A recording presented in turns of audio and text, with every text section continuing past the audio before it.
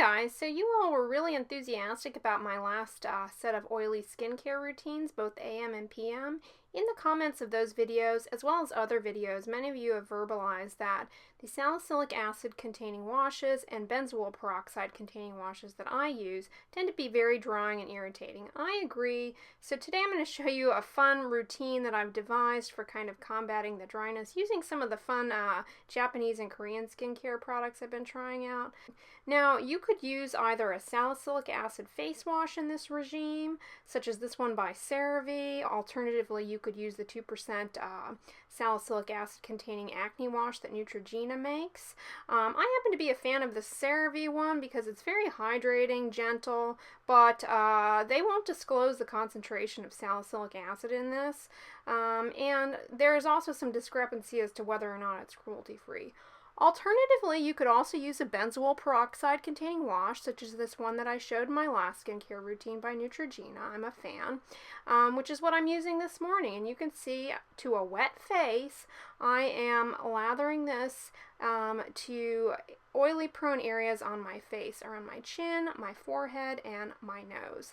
Now, I think where a lot of confusion stems in these two products is people perceive them as a wash intended to cleanse. These are actually intended to target a skin problem, and in my case, it's excessive oil production, shine, acne. So I'm using these to target those problems, not to cleanse the skin.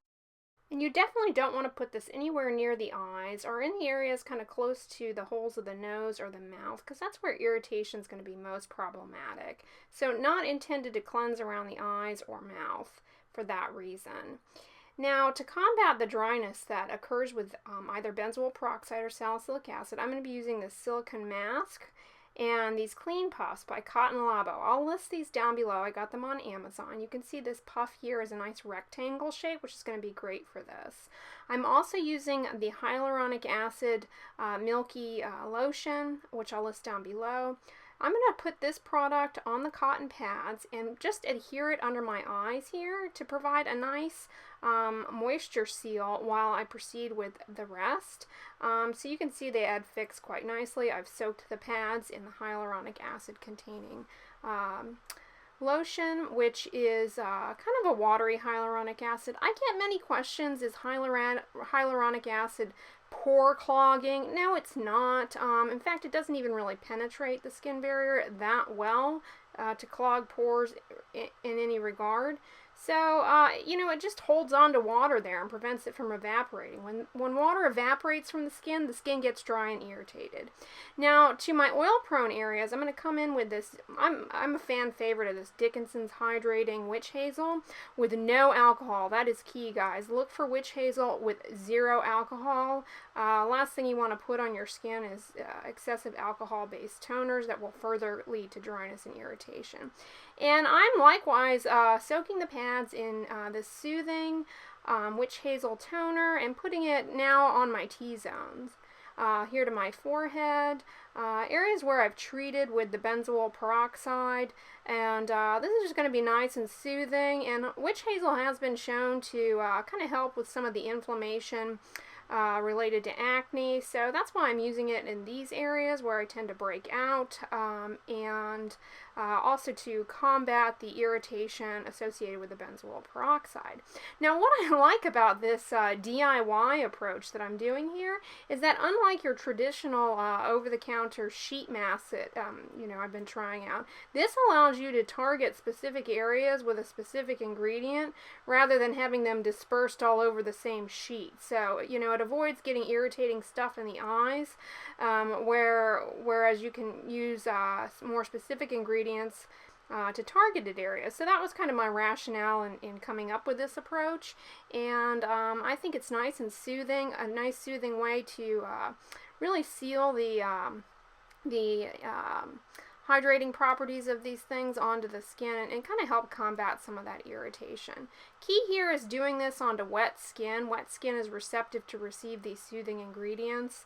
Putting it on dry skin, it's kind of like, you know, I don't know, spraying room spray on the top of your roof. It's just not going to get in. So I'm going to just fix it on here with my handy dandy Daiso silicone mask that I got on Amazon. If you happen to be lucky enough to have Daiso in your neighborhood, swing on in there and pick up this Stelio.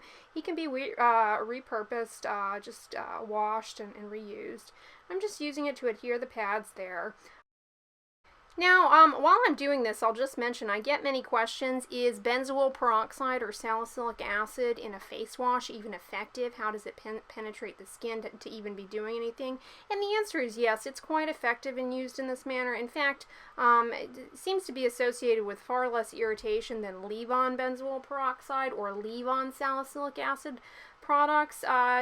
It's been demonstrated quite nicely in studies that both of these ingredients quickly penetrate into the oil gland within a matter of seconds, actually. So just a few moments of short contact time with these ingredients is really all you need. The leave-on thing really just enhances irritation. So I've had it on a few minutes, and now I've just peeled the pads off, and you can see my skin is not irritated. But the skin is wet, so I'm gonna make sure that water doesn't evaporate. I'm coming in here with just a hyaluronic acid gel cream from Hada Labo, which I'll list down below. Alternatively, you could also use the Neutrogena Hydro Boost for dry skin. The fragrance-free form would be best. And if you're looking for a cruelty-free option, I've been rather fond of the SkinDeva hyaluronic acid. I'll list him down below. And then, very important in any skincare routine, of course, is going to be coming in with a broad spectrum sunscreen. I'm lucky enough to get to test out this Biore UV sunscreen from Japan, thanks to the kind folks at Beauty Sesh. This is a chemical sunscreen that has some filters in it that are not available here in the United States, such as Tinosorb, which offer a little bit broader coverage into the UVA range, those rays that penetrate deeply. And these ingredients are water soluble, so it goes into this nice watery essence that you can see I'm putting here. Very important to make sure you get it on your neck and your ears and basically every surface. The reason I like this product here is that, you can see it nicely blends into the hydrating watery layer, and it's kind of just like an extra watery layer here to just keep some water onto the surface of the skin. I think what people perceive in these being drying is that they then neglect to put a moisturizer over this, and as the watery component is evaporating, that leads to dryness. So to slow that down, I come in with my good old friend CeraVe PM here. I love this product. It contains ceramides and will nicely occlude that thick watery layer on there. Because this is my morning routine, I'm coming in with my equivalent of makeup, which is this Dr. Jart's mineral sunscreen, or a BB cream that has a little bit of tint in it. Thanks to the folks at Beauty Sesh who kindly sent this to me. I'll be sure and list it down below. This is in the shade Fair to Light, which I have been enjoying for myself. It is a little bit more matte than some of the other tinted sunscreens, so I think folks with shiny, oily skin would enjoy this. It is a mineral sunscreen, so it contains zinc and titanium dioxide. It gives good additional broad coverage.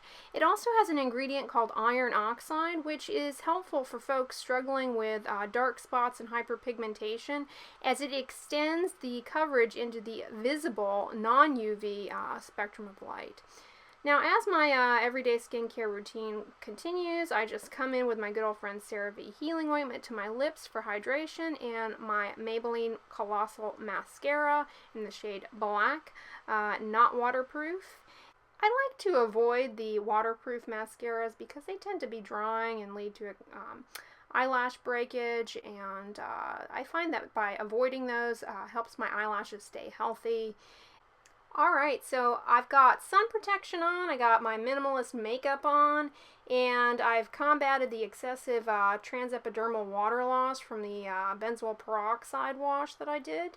And I'm ready to go, sun protected and on. I hope you guys enjoyed this video and the tips were helpful. Comment below.